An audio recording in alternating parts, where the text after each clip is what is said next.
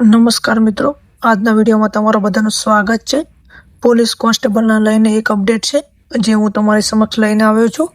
SRPF જિલ્લા ફાળવણી કેવી રીતે થશે મિત્રો, તેમજ જિલ્લા ફાળવણી થયા બાદ મેડિકલ ક્યાં લેવાશે, તેમજ PSI ST ઉમેદવારના મેરિટને લઈને એવા અપડેટ છે।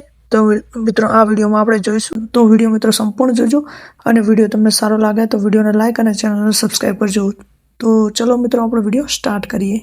મિત્રો તમે જોઈ શકો છો કે અશોક ડામા દ્વારા એક ટ્વીટ કરવામાં આવે છે। તેઓ જણાવે છે કે LRD માં બધાનો જિલ્લા ફાળવણી થઈ ગયા બાદ જે જિલ્લામાં તમારું સિલેક્શન થયું હશે તે જિલ્લામાં જ તમારું મેડિકલ ટેસ્ટ થશે। મિત્રો તમારા જિલ્લા ફાળવણી થયા બાદ તમારા જે તે જિલ્લો તમને ફાળવવામાં આવેલો હશે ત્યાં જ તમારું મેડિકલ થશે। ત્યારબાદ જોઈએ તો મેડિકલ માટે અલગ અલગ તારીખો આવશે। એ પ્રમાણે જે તે જિલ્લાની સિવિલમાં મેડિકલ માટે લઈ જશે ત્યાંનો સ્ટાફ। મિત્રો મેડિકલ માટે તમને અલગ અલગ તારીખો આપવામાં આવશે, તેમજ નજીકના સિવિલ હોસ્પિટલમાં તમારે મેડિકલ કરાવવાનું રહેશે। જે તે તમે પોલીસ સ્ટેશનમાં સિલેક્ટ થયા હશો ત્યાંનો સ્ટાફ તમને એ મેડિકલ હોસ્પિટલમાં લઈ જશે અથવા જાતે જવું પડશે તમારે। મિત્રો તમારો મોબાઈલ નંબર અને ઈમેલ હવે ચાલુ કરી દેજો કે ગમે ત્યારે તમારા અંદર મેસેજ કે નોટિફિકેશન આવી શકે છે। ત્યારબાદ આગળની ટ્વીટ જોઈએ તો ત્યારબાદની અશોક ડામાની ટ્વીટ જોઈએ તો PSIમાં ST નું મેરિટ ઘણું નીચું રહી શકે છે। ખૂબ ઓછા મિત્રો પેપર 2 માં પાસ થયા છે।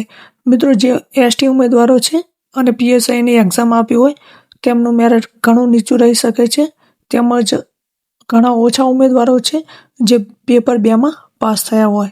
ત્યારબાદની ટ્વીટ જોઈએ તો મિત્રો અપડેટમેન દ્વારા એક ટ્વીટ કરવામાં આવે છે। તેઓ જણાવે છે કે પોલીસ ભરતી 2025 SRPFની જેલ સિપાહી જેમ ગુણના આધારે ફાળવણી થશે એવું લાગી રહ્યું છે। મિત્રો જેલ સિપાહીના જિલ્લા ફાળવણી આવી ચૂકી છે તો તમે જોઈ લેજો। એવી જ રીતે SRPFને પણ ગુણના આધારે જ જિલ્લા ફાળવણી થશે એવું લાગી રહ્યું છે। ત્યારબાદ મિત્રો આગળ કહે છે કે થતા હથિયારી અને બિન હથિયારી પસંદગી વિકલ્પ માર્ક અને જગ્યાના આધાર ઉપર મળશે।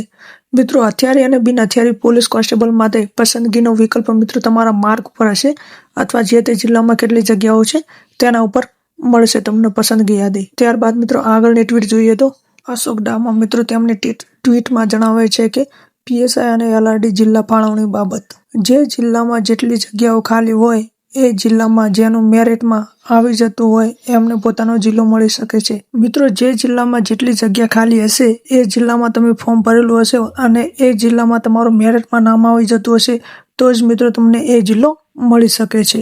આવું પહેલા પણ થતું હતું। ત્યારબાદ તેઓ જણાવે છે કે તમે જિલ્લા પસંદગી કરશો તો પણ જેટલી જગ્યા હશે એનો જ વારો આવશે, બાકી નજીકના જિલ્લામાં અથવા તો સિટીમાં મોકલવામાં આવશે। તો મિત્રો આ હતો આજનો આપણો વિડીયો। તો વિડીયો તમને કેવો લાગ્યો? વિડીયો સારો લાગ્યો તો વિડીયોને લાઈક અને ચેનલને સબસ્ક્રાઇબ કરજો। ધન્યવાદ મિત્રો, મળીએ નવા વિડીયોમાં।